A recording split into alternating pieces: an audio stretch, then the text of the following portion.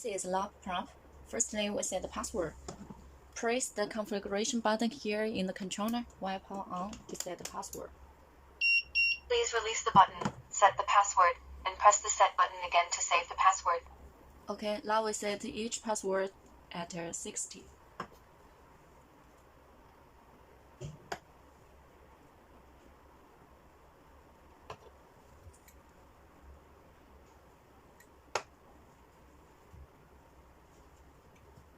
Here has a transparent protective film for each knob. You can tear it off.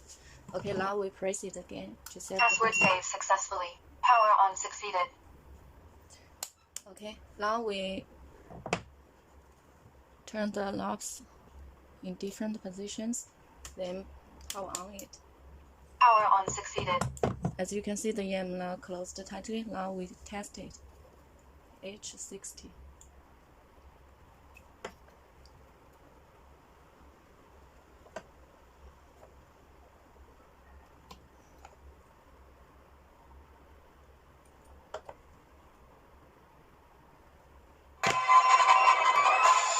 Then EM lock opens. About the reset, just turn one knob in different places, then it will reset. Okay. That's all. Thanks.